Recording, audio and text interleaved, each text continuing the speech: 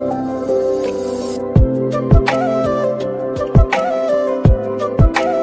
বাড়ির পাশাপাশি আমরা কিন্তু বউ ভাতেরও নিমন্ত্রণ পেয়েছিলাম সেদিন, তাই একদম সময় সময় রেডি হয়ে বসে পড়েছি বাসে, বিকজ জানি যে বাসে পরে গেলে জায়গা পাবো না। যেমনটা দেখতেই পারছো, অনেকে দাঁড়িয়ে দাঁড়িয়ে যাচ্ছে জায়গার অভাবে। যাই হোক, তারপরে আমাদের বাস ছেড়ে দেয় এবং তারপর পৌঁছেও যাই অনেকক্ষণ পর। প্রায় একটু দূরেই ছিল আমাদের ওই বউ ভাতের বাড়িটা, আর রাস্তাটা একটু ছোট থাকায় বাস যাবে না ওইদিকে। তার সময় আমরা বাস থেকে নেমে আমরা পায়ে হেঁটে যাচ্ছিলাম বিয়ে বাড়ি অব্দি। আর বৌভাত বাড়িটা একদম ছিল মহানন্দা নদীর সামনে, দ্যাটস ওয়াই ভীষণ ঠান্ডা একটা হাওয়া আসছিল আমাদের গায়ে, আর ঠান্ডা লাগছিল ভীষণ। এত কিছুর মধ্যে আমি আমার ইন্ট্রো দিতেই ভুলে গেছি। তো hello guys, welcome back to my channel. This is Rimi and you are watching Rimi's diary. তো ফাইনালি আমরা পৌঁছে গেছি বৌভাত বাড়িতে।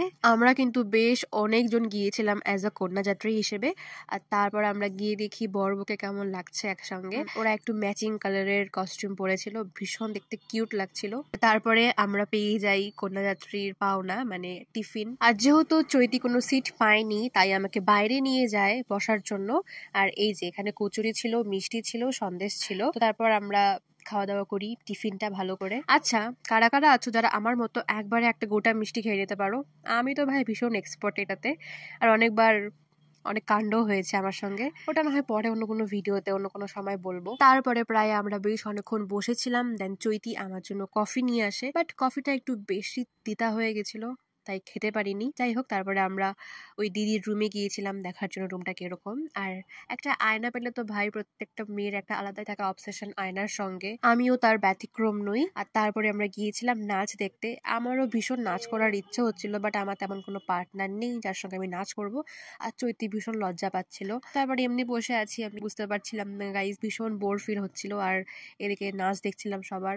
বেসিক্যালি কোনো বিয়ে বাড়িতে আমার পার্টনার আমার মা হয়, বাট আমার মা যেহেতু একটু অসুস্থ, তাই সেও আমার পার্টনার হতে পারছে না আপাতত। তারপর এবার আমি গিয়েছিলাম কফি আনার জন্য। আর চৈতিকে বললাম ভিডিও কর, একটু ভিডিওই করে দেয় এখন অ্যাটলিস্ট মুডটা ঠিক করার জন্য। দেন কফি নেই, অ্যান্ড নাও প্লিজ আমাকে একটু সময় দাও কফিটাকে এনজয় করা, তারপরে ভয়েস ওভার দিচ্ছি আবার।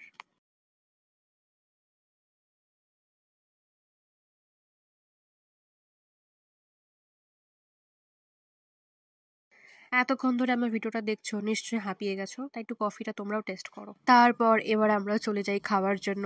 মেইন সময় খাওয়া দাওয়া করাটা, তাই আগে ভাগে গিয়ে বসে পড়ি। যদিও বা এই ব্যাচটা সম্পূর্ণ আমাদেরই ছিল, মানে কন্যা যাত্রীদের জন্যই ছিল। তো চলো এবার খাওয়া দাওয়াটা শুরুই করা যাক। যেহেতু থালা পেয়ে গেছি, জল পেয়ে গেছি, স্যালাড পেয়ে গেছি, তারপর ভাত পেয়ে গেছি, ভাতের পর ডালও পেয়ে গেছি, তাই খাওয়াটা শুরুই করে দিই। আর তারপর একে একে পেয়ে যাই মুড়ো ঘন্ট, কাতল মাছ, পাবদা মাছ, দেন ফ্রাইড রাইস, আর তারপরে ছিল আমাদের শো স্টপার মানে মাটন।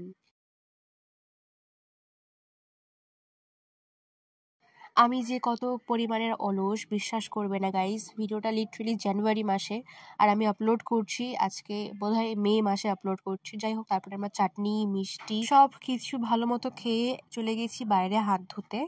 আচ্ছা, আমাকে দেখা যাচ্ছে, দেখা যাচ্ছে কেমন দেখ জল নাই, জল নাই। কত দূরে